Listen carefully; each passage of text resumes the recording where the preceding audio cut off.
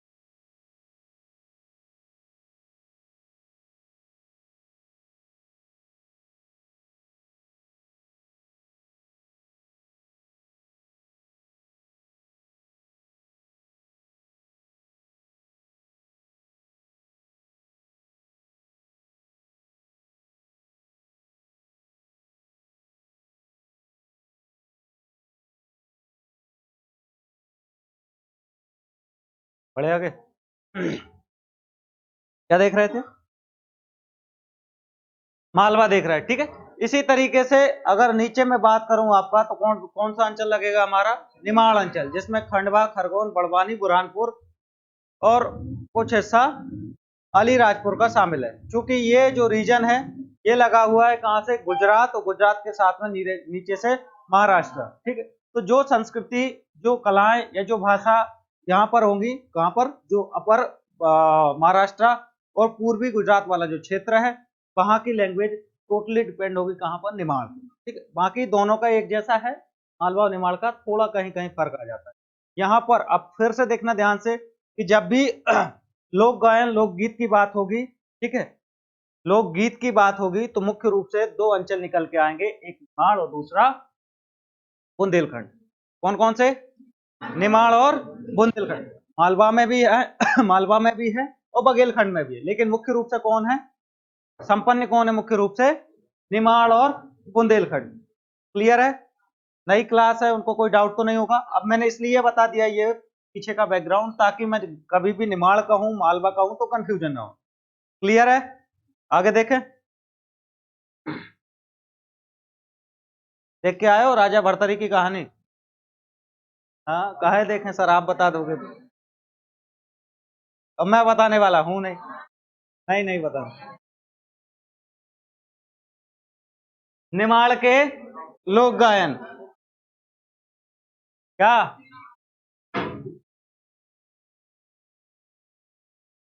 बैरागी की कहानी। किससे बैरागी हुआ था, किससे, पिंगला, रानी पिंगला से।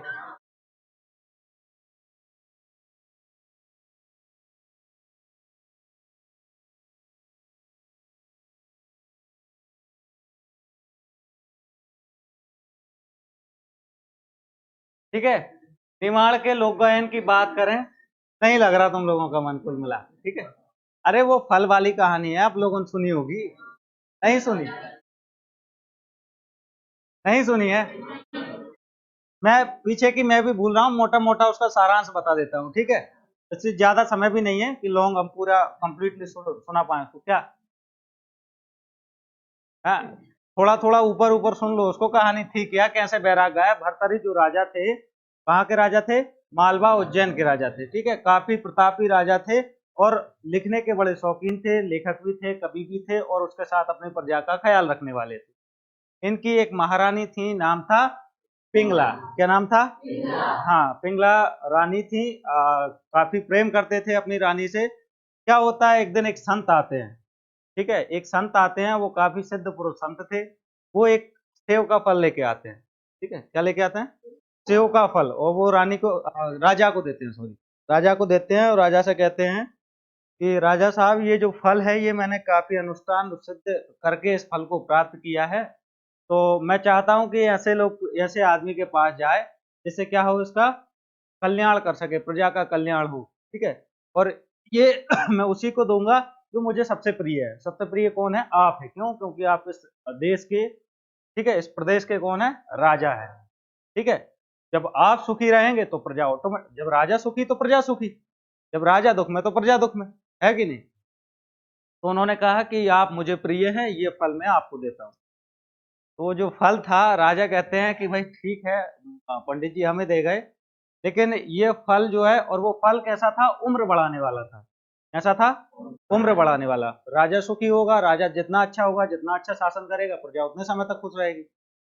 तो वो उम्र बढ़ाने वाला फल था, I think I am right, ऐसा ही कुछ था उसमें। तो वो जैसे ही जा करके देते हैं किसको, राजा को। अब राजा चूंकि क्या करते थे, अत्यधिक प्रेम करते थे अपनी किससे, महारानी से। ठीक है, रानी महारानी जो भी थी उनकी, तो वो कहते हैं कि मैं जिंदा रहकर क्या करूंगा, ये जो फल है मैं किसको दूंगा, अपनी, हाँ, रानी को दूंगा। ठीक है, अपनी महारानी को ये मैं फल दे दूंगा, मेरा क्या है, निपट लेंगे हम, तो इसको जीना चाहिए। ठीक है, तो हाँ, ऐसा ही होता है, कुछ होता है ना, क्यों रे। ठीक है, तो वो फल ले जा करके क्या करते हैं, रानी को दे देते हैं। अब वो फल जो है रानी रख लेती है। उन्होंने किस उद्देश्य से दिया था, ताकि ये फल खा करके इनकी आयु जो है वो बढ़ जाए। ठीक है, तो आप समझ सकते हो क्या कंडीशन होगी राजा की कि जिसने अपनी उम्र बढ़ाना छोड़ दिया किसी दूसरे के लिए, ठीक है। अब वो जो रानी थी वो किसी और से प्रेम करती थी, ठीक है। अब अरे इंटरेस्टिंग क्या हुआ, रानी जो थी वो किसी और से प्रेम करती थी, तो उन्होंने क्या किया, वो फल को खाने की बजाय उन्होंने ये कहा, आई थिंक क्लियर नहीं है लेकिन वो सेनापति था सर, ठीक है। वो सेनापति था, कमांडर इन चीफ किसका, राजा बर्तरी की सेना का। वो उसको प्रेम करती थी। उन्होंने कहा कि ये जो फल है ये मैं ना खा करके मेरे जो प्रियतमा है सेनापति जी उनके लिए देती हूँ, ताकि वो खुश रहेंगे, उनकी आयु लंबी होगी तो सेना बढ़ेगी। अब देखो आप समझ सकते हो जो कंडीशन भर्तरी की थी पिंगला के लिए, वही पिंगला की थी सेनापति के लिए, ठीक है। तो कहते हैं ना कि वो भाई प्रेम में सर्वस्व न्यौछावर कर देता है आदमी। उन्होंने जो फल था आयु बढ़ाने वाला वो किसको दे दिया, सेनापति को। अब वो लौट लाट के कैसे क्या करके वो फल आ गया वापस किसके पास, राजा के पास।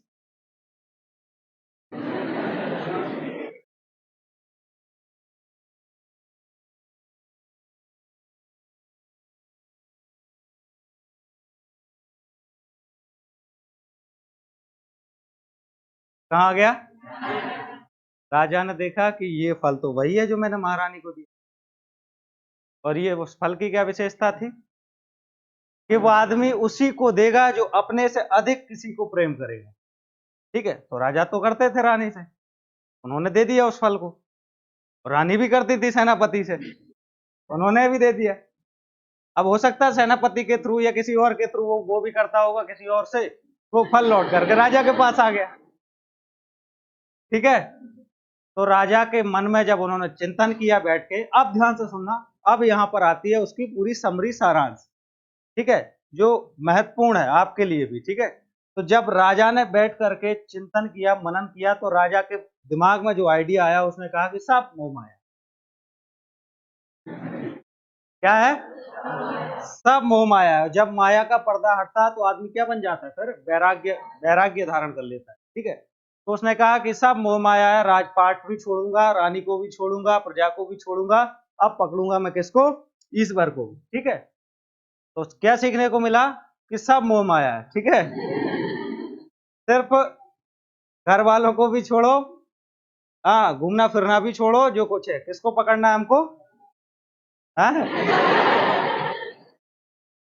पढ़ाई। अरे क्या परम कर्तव्य क्या है, जब आदमी देखो हर हर काम की एक सीमा होती है। जब आप बालक हो आपका परम कर्तव्य क्या है, हाँ? पढ़ाई। जब बाल्यावस्था में होते हैं तो जो प्रारंभिक जो हमारा काम होता है वो होता है क्रीड़ा, जो खेल होते हैं, ठीक है। डेवलप, क्योंकि वो कहते हैं ना कि बालक को कितना ही पढ़ने की कोशिश करोगे वो हमेशा उसका मन कहाँ जाएगा, खेलने के लिए।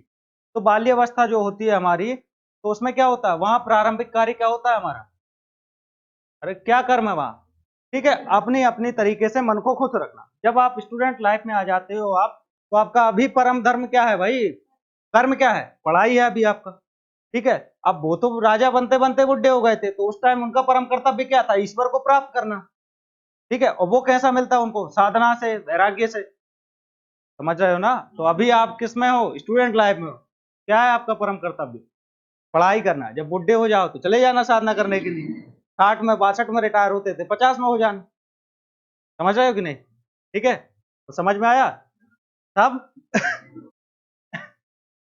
तो कहाँ थे हम, निमाड़ के लोकनृत्य, इसलिए मैं वो कह नहीं रहा था, तुमने 10 मिनट खराब कर दिए। कौन कौन सा था, संत सिंगाजी। एक बात याद रखना, जब भी निमाड़ की बात होगी तो जो सिंगाजी होंगे महाराज संत जो थे, निमाड़ के काफी फेमस ये संत रहे हैं, ठीक है। ये क्या थे, इन्होंने बहुत सारे गीत लिखे हैं, बहुत सारी शिक्षा उपदेश दिए हैं, निमाड़ अंचल में ये काफी फेमस है। कौन, संत सिंगाजी। इसलिए याद रखना, आगे आएंगे इनका नाम आएगा, मेला इला भी लगता है इनके नाम से। तो जब भी संत सिंगाजी की बात होगी तो कौन सा क्षेत्र याद आना चाहिए, निमाड़ क्षेत्र याद आना चाहिए, ठीक है। उसके बाद में मसान्या, दूसरा कौन सा होगा, मसान्या या माइको, ठीक है, मसान्या या माइको या कायको, ये 3 नामों से इसे जाना जाता है। तीसरा लोकगीत क्या होगा, गरबा, तीसरा लोकगीत क्या होगा, गरबा। फोर्थ, गरबी। फिफ्थ, गबलन, ठीक है। और उसके बाद में नाथपंथी और कलगीतुर्रा, ये 7 मुख्य लोकगीत हैं। अब आधे तो मुंह उठा रहे होंगे, लोकगीत होता क्या है, जानते हो कि नहीं जानते? लोकगीत, लोक गायन जानते हो? नहीं जानते? हाँ, तुझे जानना भी नहीं चाहिए, ठीक है, बाकी सब तो जानते हो ना, ठीक। तो क्या बोल रहा था मैं, कितने देखे हमने निमाड़ में? 7। देखो वहां कितने देखे थे, मालवा में सिर्फ 4। मैंने कहा था लोकगीत की दृष्टि से, लोकनाट्य लोक नृत्य की दृष्टि से देखेंगे तो मालवा और बुंदेलखंड, ये दोनों काफी क्या है, आगे क्षेत्र हैं सांस्कृतिक रूप से। समझ में आया? मालवा और बुंदेलखंड की तुलना में। तो सबसे पहले कौन सा देखा हमने? संत सिंगाजी गायन, मसाण्य माइको गायन या कायको गायन, गरबा गायन, गरबी, गबलन, ये तीनों को नाम से याद रखना। देखो संत सिंगाजी और मसाण्या तो ऑटोमेटिक याद रखना पड़ेगा, आपको रटना पड़ेगा। गरबा, गरबी, गबलन, ठीक है, गरबा, गरबी, गबलन, तीनों एक साथ फ्लो में याद हुए। नेक्स्ट आता है हमारा कौन सा? नाथपंथी और कलगीतो। इनकी जब मैं दोनों की डिटेल बताऊंगा तो ये ऑटोमेटिक याद हो जाए। और ये लग रहा है मसाण्यो, ठीक है, ये नाम से अजीब लग रहा होगा, इसकी अभी डिटेल बताऊंगा तो ऑटोमेटिकली ये भी याद हो जाए। तो 3 कौन से याद रखना है? गरबा, गरबी, गबलन। ऊपर से संत सिंगाजी, और इसकी मैं बता चुका हूं ट्रिक कि जैसे ही संत सिंगाजी का नाम आएगा तो कौन सा क्षेत्र याद आना चाहिए? निमाड़ी, ठीक है। अब आता है संत सिंगाजी गायन। क्या होता है संत सिंगाजी? अभी मैंने बताया कि प्रमुख संत थे कहाँ के? निमाड़ के। इनके द्वारा रचित भजनों को संपूर्ण निमाड़ क्षेत्र में गाया जाता है। अब कंफ्यूज मत होना, जो नए स्टूडेंट हैं, निमाड़ मतलब खंडवा, खरगोन, बड़वानी और बुरहानपुर वाला जो क्षेत्र है हमारा, तो इसको क्या कहते हैं हम? निमाड़। आपको पता होना चाहिए कि खंडवा को पहले क्या कहा जाता? पश्चिमी निमाड़, सॉरी पूर्वी निमाड़, और खरगोन को क्या कहते थे हम? पश्चिमी निमाड़, ठीक है। फिर उन दोनों से ये अलग हुए बुरहानपुर और अनिल बड़वानी, ठीक है, बुरहानपुर और बड़वानी, तो वो पूरा रीजन क्या आएगा? निमाड़ आएगा। क्लियर है? तो इस पूरे क्षेत्र को क्या कहते हैं? निमाड़ क्षेत्र कहते हैं। निमाड़ क्षेत्र में कौन से संत प्रमुख थे? संत सिंगाजी। कौन से? संत सिंगाजी। इन्हीं ने कुछ भजनों की रचना की थी जो यहाँ पर गाए जाते हैं, काफी लोकप्रिय हैं। इन भजनों को मृदंग और झांझ के साथ गाया जाता है। 2 वाद्य यंत्र होते हैं इसमें, ठीक है, अंडरलाइन करके लिखना। कौन कौन से? मृदंग और झांझ, इन दोनों के साथ में जो संत सिंगाजी भजन लिख के गए थे उनको निमाड़ क्षेत्र में गाया जाता है। तो इसी प्रक्रिया को कहते हैं संत सिंगाजी गायन। क्लियर? नेक्स्ट आता है हमारा मसाण्या या कायको। अगला कौन सा होगा लोकगीत? ये कब गाया जाता है? जब आदमी, ठीक है, समझ में आ गया, श्री राधे हो जाती है जब, तो कौन सा गीत गाया जाता है?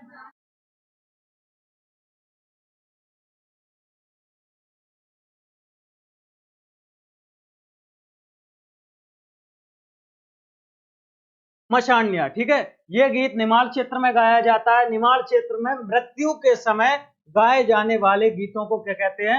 मशाण्या, ये गायको। अब ये पहली बार सुन रहे हो सर, जन्म के समय तो सुना है हमने लोकगीत, ठीक है, उसके बाद शादी के समय भी, विवाह के समय भी लोकगीत सुना है, ये मरने के समय पहली बार सुन रहे हैं। सुना है कभी कि मरते टाइम भी जब आदमी पड़ा हुआ होगा तो उसको लोकगीत सुनाया जाएगा? नहीं सुनाया जाएगा? सुनाते तो है निमाड़ में, ठीक है। और इस प्रक्रिया को क्या कहते हैं? मसाण्या। ऐसा याद रख लो, मरना और माँ, मरने में भी माँ है, मसाण्या में भी माँ है। तो इसी तरीके से निमाड़ क्षेत्र में मृत्यु पर गाए जाने वाले जो लोकगीत होंगे उन्हें क्या कहेंगे हम? मसाण्या, ठीक है। ये गीत मृत्यु के समय ही गाए जाते हैं। इन गीतों में आत्मा को दुल्हन और शरीर को दूल्हा क्या कहा जाता है? आत्मा को दुल्हन और शरीर को दूल्हा के रूप में मान करके इन गीतों को गाया जाता है। क्लियर? समझ में आया? यह पुरुष परक लोकगीत होते हैं, यहाँ स्त्रियों का कोई काम नहीं होता, ठीक है। कौन गाएगा? मुख्य रूप से पुरुष। अब प्रश्न कैसा बनेगा? प्रश्न ऐसा पूछेगा कि किन लोकगीतों में या किस लोकगीत में आत्मा को दुल्हन और शरीर को दूल्हा माना जाता है? कौन सा? और मसाण्या किस अंचल में होगा? निमाड़ अंचल। पढ़ ले, पानी के चक्कर में नहीं पढ़ पाया।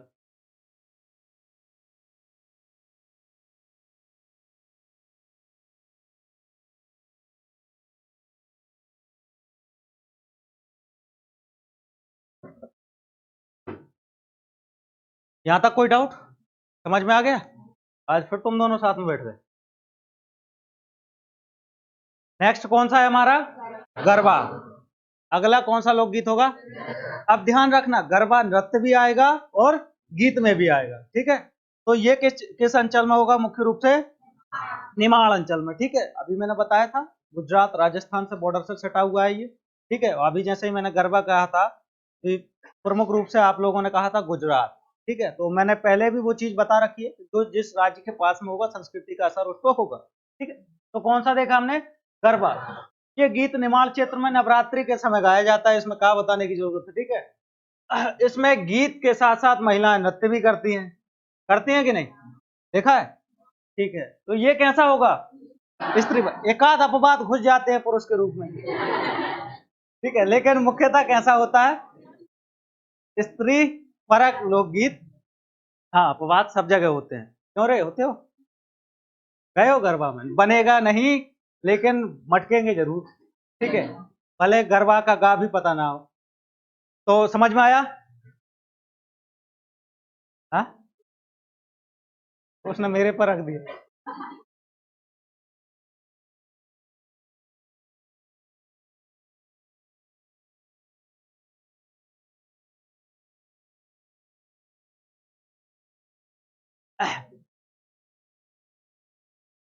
नेक्स्ट आता है गरबी गीत, ठीक है। तो ये पुरुष परक है। देखो, तुम लोग जो महिलाएं हैं मत घुसने दो, कोई दिक्कत नहीं, अपना गरबा करो। हम नया वर्जन लॉन्च कर देंगे, ठीक है। हम नया वर्जन लॉन्च कर देंगे, क्या नाम से? और वो भी तुम्हारे ही नाम से, मतलब सिर्फ उस पे ई लगानी है कि तुम गरबा कर सकते हो। तो हमारा अपग्रेडेड वर्जन कौन सा होगा? गरबी। वो स्त्री परक है, वहां हम लोगों को अलाउ नहीं करोगे, यहाँ हमारा डिपार्टमेंट चलेगा, कोई स्त्री अलाउ नहीं है, ठीक है। एक आध अपवाद होगा जो घुस जाएगी। समझ में आ गया? तो इस तरीके से ये, अब इन दोनों में से पूछा जाएगा कि जो पुरुष परक या पुरुष प्रधान जो गीत है वो कौन सा है? गरबा की गरबी या गबलन? कौन सा होगा? गरबी। स्त्री परक गरबा, ठीक है। अगला आता है गबलन, ठीक है। नेक्स्ट आता है गबलन। यह निमाड़ क्षेत्र में पाया जाने वाला मुख्य गीत है। ये मुख्यतः कृष्ण लीला गीत होते हैं, और ये भी कैसे होते हैं? पुरुष परक, ठीक है। कृष्ण की जो लीलाएं हैं उनको गायन के रूप में दिखाया जाता है, और वो भी किसमें? पुरुष गाते हैं मुख्य रूप, ठीक है। तो क्लियर हुआ? Any doubt? कितने समझ में आए? पहला कौन सा देखा? संत सिंगाजी। दूसरा?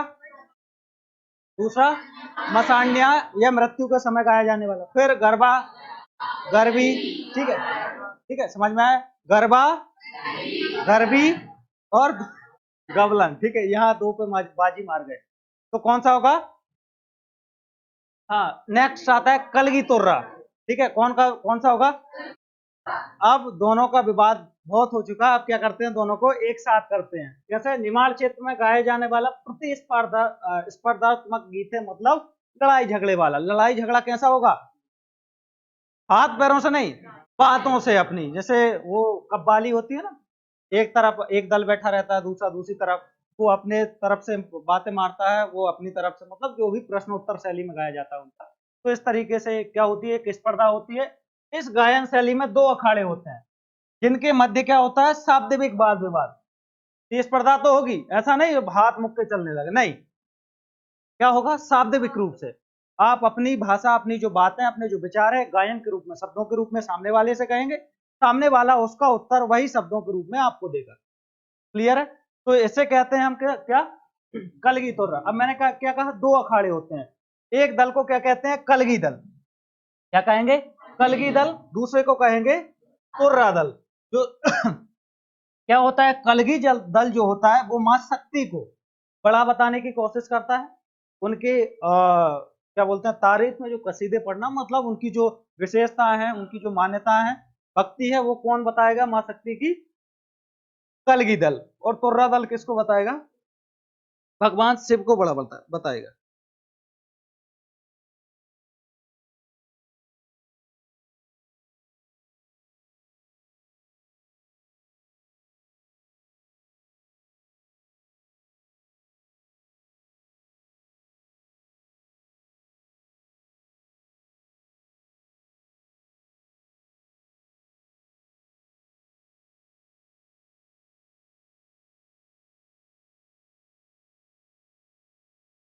समझ में आ गया कल की तोरा।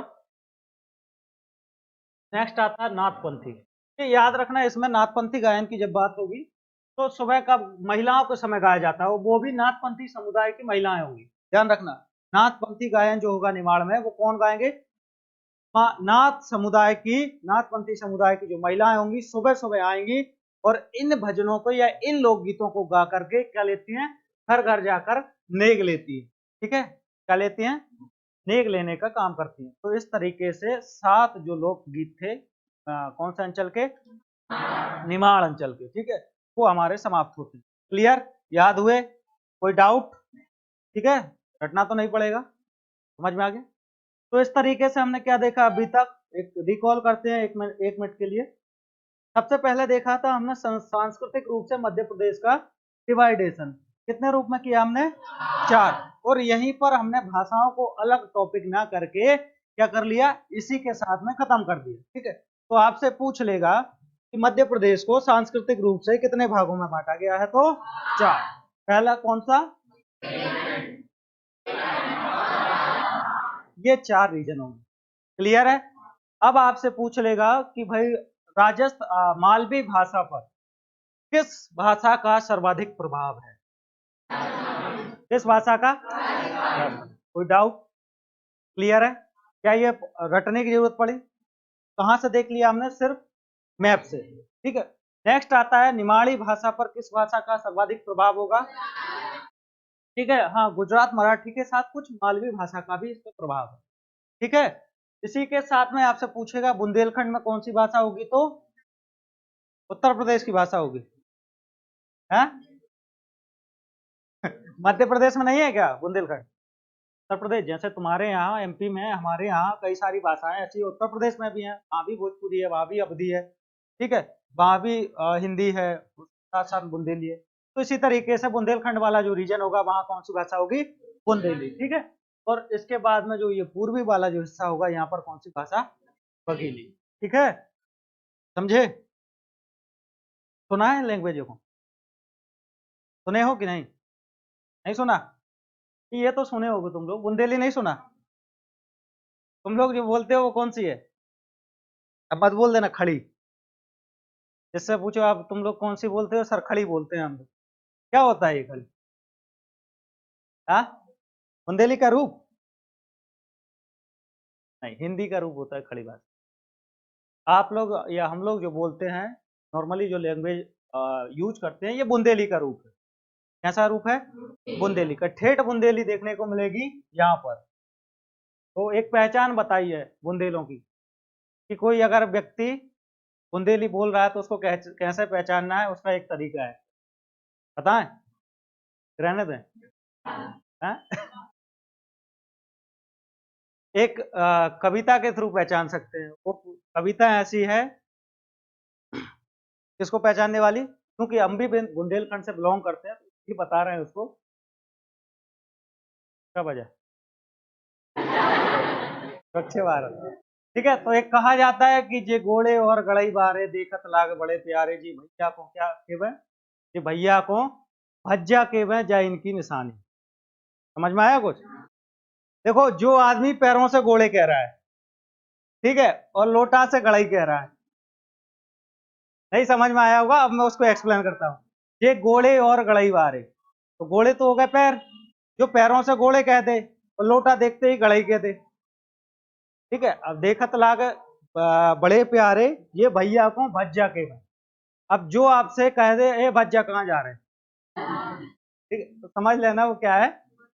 बूंदे। ठीक है, अगर पहचान ना हो, 10-20 लोगों की टोली हो, सब इकट्ठे हो, तो बताना कि भाई सबसे एक प्रश्न है, ये क्या है लोटा रखे? तो जो गड़ाई कह देना वो समझ जाना ही बुंदेली है। और लोटा मौजूद ना हो तो उससे कहना ये क्या है, तो वो 20 जो अलग होंगे वो पैर कहेंगे या अपनी भाषा में कुछ कहेंगे, बुंदेली वाला क्या कहेगा? घोड़े। ठीक है, और ये भी कहने की जरूरत नहीं पड़ेगी, दोस्ती यही अच्छी हो गई तो कहेगा चल भज्जा आ रहा है घूम। तो ये पहचान होती है बुंदेलों की, ठीक है, या बुंदेली बोलने वालों की। हम लोग भी बोलते हैं इसी तरीके से, बोलते हो कि नहीं बोलते? क्यों अभिषेक, नहीं बोलता? कौन सी बोलता है? मालवी। ठीक है, आ गया समझ? फिर दूसरी कौन सी लैंग्वेज देखी थी हमने? कौन सी देखी थी? मालवी। इंदौर वाला जो रीजन होगा, इंदौर आप लोग सब लोग गए होंगे, इंदौर उज्जैन वाला जो रीजन होगा, कभी घूमने गए हो तो यहाँ देखना, यहाँ पर जो लैंग्वेज होगी वो कौन सी होगी? मालवी। तमारो की हो रहे हो, काई कर रही हो, ऐसे ही करके बोलते हैं ना। हाँ, नहीं तारे तुम्हारे को समझ नहीं आते हो, ऐसे ही बोलते हैं ना। हमारे यहाँ यही बोलते हैं, काय तो समझ में नहीं आ रहा बस। हाँ, तुम्हारे को समझ नहीं आता, ऐसे करके बोलते हैं। तो इस तरीके से ये भाषा जो ब्यावरा राजगढ़ वाला क्षेत्र है, इस भाषा को क्या कहते हैं? मालवी। ठीक है, बड़े जल्दी जल्दी बोली जाती है और उतने ही जल्दी हमारे बिल्कुल यहाँ से निकल जाती है। ठीक है। ठीक है, निमाड़ी तीसरा रचाऊ, ये मुझे नहीं आती। ठीक है, सीखने की कोशिश भी की, लेकिन वो नहीं सीख पाया मैंने निमाड़ी। ठीक है, और ये जो है बघेली, ये बड़ा अच्छे से आती है। ठीक है। आती है ना? हाँ हाँ, देखो फंक्शन चल रहा है यहाँ पर, क्यों रे? हाँ, कुछ दीजिएगा आप हमको जो हम बोल के बताएं आपको। हाँ, समझे कि नहीं? नहीं ना समझे हो, ऐसे ही बोलते हैं ना। ठीक, चलिए अब बहुत हो गया मजाक। कहाँ तक देखा था हमने? अरे कहाँ तक देखे हो? हिमाल पढ़ लिया ना? ठीक, अब आता है हमारा प्यारा बुंदेलखंड। ठीक है। अच्छा, आप लोगों से पूछता हूं मैं पढ़ाने के पहले कि यहाँ कौन कौन से लोग भी, आप लोग सब चूंकि बुंदेलखंड से बिलोंग करते हैं। ठीक है, हाँ हाँ ठीक है, कोई दिक्कत नहीं, कोई कम से कम बोला तो सही उसने। राई हो गया, और आल्हा, ठीक है, दो हो गए, और हाँ, बेराइटा। एक मिनट रुकना, एक मिनट रुकना। कितने लोगों ने बेराइटा बोला है? हाथ उठाना जरा। गाया जाता है, मैं एग्री करता हूँ, बस हाथ उठा दो। ठीक है, मैंने अच्छा एक लाइन गा के सुना दो बेराइटा के। ये तो मैंने पढ़ा दिया था पिछली क्लास में, तो तुमने फटाक से बोल दिया बेराइटा। मैं बस ये पूछा हूँ कि आप बुंदेलखंड से बिलोंग करते हो, कितने लोकगीत आप लोगों ने सुने हो? आपको पता है कि ये जो शैली गाई जा रही है ये फलाने लोकगीत? नहीं जानते? चलो देखते हैं। बुंदेलखंड, ठीक है, बुंदेलों की भूमि। पहला जो गायन होगा वो कौन सा होगा? आल्हा गायन। पहला कौन सा होगा? दूसरा होगा बम्बुलिया। दूसरा कौन सा होगा? थर्ड होगा बैरायटा। तीसरा कौन सा होगा? फोर्थ होगा दिवारी। और जगदेव का पुबारा लास्ट। जगदेव का पुबारा। टोटल कितने होंगे? पांच। टोटल कितने होंगे? पांच। पहला कौन सा? आल्हा, बम्बुलिया, बैरायटा, तिवारी। ठीक है, अब देखते हैं हमारा कौन सा आला गायन। क्या होता है आला गायन में? सब लोगों ने देखा होगा, मुख्य रूप से बुंदेलखंड में गाया जाने वाला वीर रस प्रधान गीत है। ये प्रश्न कई बार पूछा जा चुका है, इसलिए ध्यान रखना। ठीक है, कौन सा प्रधान गीत है ये? वीर रस। मतलब जैसे ही आला को सुनोगे, अगर 15 मिनट ध्यान से सुन लिया तो ऐसा लगेगा कि कहाँ है तलवार, ला उठा के, कहाँ है घोड़ा, अभी निपटाता हूं जो दुश्मन है। इसी तरीके से शैली में गाया जाता है ना, जब सुनते हैं तो अंदर से एक उमंग, आक्रोश पैदा होता है। ठीक है, नहीं नहीं नहीं आता। तूने कहा सुना है? सुनाया था मैंने? ठीक है। ये गलती कर देता। ठीक है, तो कैसा गीत है ये? वीर रस प्रधान गीत है। वीर रस की इसमें क्या होती है? प्रधानता होती है। बड़े लड़ैया माँ बाबा रे, इनकी मार सही ना जाए, एक कुमार दुई मर जा, मैं तीजा खौफ खाए मर जाए। ठीक है, तो ये क्या है? अरे अतिशयोक्ति है, अलंकार नहीं पूछा, अतिशयोक्ति तो है, लेकिन वीर रस में गाया कि नहीं? ठीक है, अब मैं इतने अच्छे तरीके से नहीं गा पाया, मुझे पता है, लेकिन जब अलहत, जब इसको गाते हैं ना, अलहत किसको कहते हैं? जो आला को गायन का काम करते हैं। तो अलहत जो होते हैं, जब वो ढोल तबला मृदंग पर और अपनी कड़क आवाज के साथ इसको गाते हैं, तो एकदम से हमारे अंदर भी क्या होता है? वीर रस की प्रधानता है, या वीर रस या आक्रोश उमड़ने लगता है। ठीक है, अब भले ही वो लंबी चौड़ी दे जाते हो, बड़े लड़ैया महोबा बारे, ये बात सही है, बड़े लड़ैया थे, महोबा बारे मतलब आला उधर। ठीक है, इनकी मार सही ना जाए, वाकई में नहीं सही जाती थी उनकी मार, यहां तक भी सही थे। ठीक है, एक को मारे दुई मर जावे, और यहां से थोड़ा गड़बड़ हो गया। ठीक है, हो सकता है यहां तक भी सही हो। ठीक है, अब जो आखिरी लाइन कहेगा वो, एक को मारे दुई मर जाए, तीजा खौफ खाए मर जाए। है, अति हो गई? नहीं, उनका कहने का मतलब कुछ और था।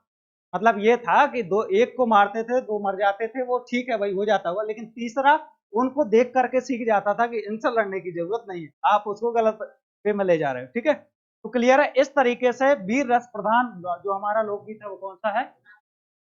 आला गायन है। ठीक है, आला गायन रचना किसने की थी? लोक कवि जगनिक। ये नाम याद रखना, कई बार रिपीट हुआ है ये। ठीक है, कई बार रिपीट हुआ है। लोक कवि जगनिक थे, बुंदेल जो राजा थे। ठीक है, बुंदेल राजा, और उन्हीं के सेनापति थे हमारे कौन? आलाउदल। कौन थे? उन्हीं के सेनापति आलाउदल थे। इन्हीं के दरबार में रहते थे कौन? कवि जगनिक। और इन्होंने ही क्या की है? आला की रचना की है। आला प्राय किस ऋतु में गाया जाता है? वर्षा ऋतु में। आप लोगों ने देखा होगा, क्योंकि हम लोग बुंदेलखंड से बिलोंग करते हैं, तो हमारे आज से 10-15 साल पहले जब आप बचपन में रहे होगे, तो गांव में जो दलानें होती थी, दलान बोलते हैं जिसे, उन दलानों पे हमारे बड़े बुजुर्ग बैठते थे, 8-10 लोग। उनमें से एक होता था अलहद, जो अच्छे तरीके से आला को पढ़ सकता था।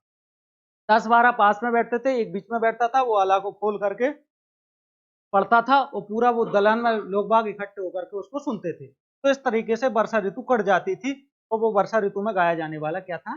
गीत है। ठीक है, इसकी विषय वस्तु जगनिक द्वारा रचित आला खंड में वर्णित आला उदल की कितनी 52 जो उन्होंने लड़ाइयां लड़ी हैं। कितनी लड़ाइयां? 52 लड़ाइयां जो उन्होंने लड़ी हैं, इनका वर्णन किया गया। आप लोगों ने देखा होगा पथरीगढ़ की लड़ाई, जैसे कि उसमें है। उसके साथ साथ में पृथ्वीराज चौहान के साथ जो उन्होंने लड़ाई की थी, इस तरीके से जो 52 लड़ाइयां आला उदल ने लड़ी, उनका वर्णन कवि जगनिक ने किया है। किस रचना में? अपनी आला खंड में। आला खंडी बोलते हो ना उसे? हाँ।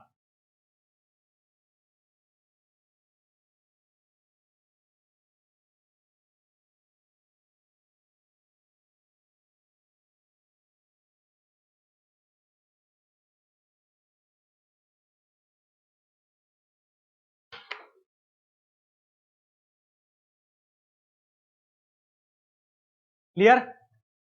किसने रचना की? आला की रचना किसने की? जगनिक ने। कौन से रस प्रधान है इसमें? कौन सा स्थान? वीर रस की इसमें प्रधानता है। ठीक है, नेक्स्ट देखते हैं बम्बुलिया। बम्बुलिया गायन। ठीक है, अब इसे क्या कहते हैं? लमटेरा गायन भी कहते हैं। बम्बुलिया को क्या कहा जाता है? लमटेरा। इसमें क्या होता है? शिव पार्वती से संबंधित भजन गाए जाते हैं। ये स्त्री पुरुष के बीच में कैसा गाया जाता है? प्रश्नोत्तर शैली में गाया जाता है। समझ में आया? कौन सा गायन होगा? बम्बुलिया या लमटेरा। ठीक है, सुना है इसको कभी? नहीं सुना? ठीक है, सुनना। ये इसमें एक लय होती है जब इसको गाया जाए। सुना दो, हाँ सुना दो।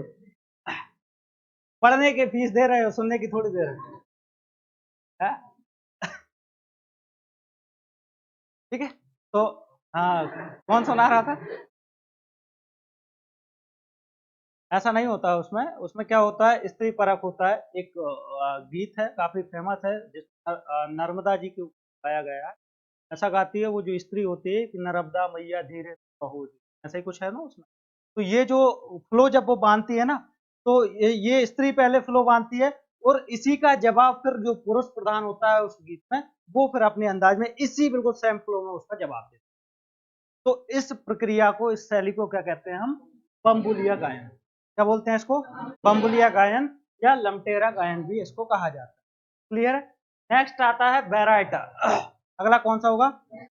बैराइटा। इस गायन में महाभारत, रामायण और लोक नायकों की कथा को गाया जाता है। किस किस की? रामायण, महाभारत और लोक नायक। ठीक है, जो बड़े बड़े लोक नायक थे, जन ऐतिहासिक थे, उनकी कथाओं को इसमें गाया जाता है। किसमें? बैराटा, बैराइटा गायन। नेक्स्ट आता है दिवारी गायन। नेक्स्ट कौन सा आएगा? इस गायन की विषय वस्तु कृष्ण राधा प्रेम प्रसंग के भक्ति और वीर रस की आधारित या वीर रस प्रधान ये होती है। कौन सा? दिवारी गायन। क्या होगा इसमें? कृष्ण जी और राधा जी जो होंगे, उनका जो प्रेम प्रसंग और उसके साथ में जो भक्ति की कविताएं या भक्ति के जो गीत होंगे, उससे गाए जाएंगे दिवारी गायन। क्लियर है? किस क्षेत्र में गाए जाएंगे? बुंदेलखंड। ठीक है, बुंदेलखंड ही तो पढ़ रहे हो। नेक्स्ट आता है जगदेव का फुबारा। इस गायन शैली में क्या होता है? देवी गीतों को गाया जाता है, इसको कहते हैं लद। इसको अंडरलाइन करना, ठीक है। जगदेव के पुबारा में क्या होता है, देवी गीतों को मुख्य रूप से गाया जाता है और इन्हें हम कहते हैं लद। क्लियर, समझ में आया? समय भी हो गया, तो आज के लिए इतना ही काफी है। समझ में आया? मालवा में कितने देखे लोकगीत? निमाड़ में 5, 7 निमाड़ में, और बुंदेलखंड में, ठीक है। 4, 7, 5 का कॉम्बिनेशन। मालवा में कितने थे? 4। 4 में पहला कौन सा था? बरतरी। पहला कौन सा था? ठीक है। दूसरा कौन सा था? दूसरा कौन सा था? संजा। तीसरा और फोर्थ बरसाती वार्ता, ठीक है। क्लियर है? अब इसी के साथ में हमने देखा निमाड़। निमाड़ में कितने देखे? पहला कौन सा था? संत सिंगाजी। दूसरा मसानिया या कायखो, ठीक है, जैसे भी याद रखना हो। थर्ड कौन सा था? गरबी गबलन। थर्ड नहीं, हम तो 6 तक ही पहुंचेंगे सीधा। गरबा, गरबी, गबलन, और उसके बाद में कलगी, तुर्रा, और लास्ट में नाथबंदी। क्लियर है? बुंदेलखंड की बात करेंगे तो पहला कौन सा आएगा? पहला कौन सा आएगा? आला, ठीक है। दूसरा कौन सा आएगा? कौन सा? बम्बुलिया। Third baryta. फोर्थ दिवारी, और लास्ट जगदेव का पुबारा। क्लियर है?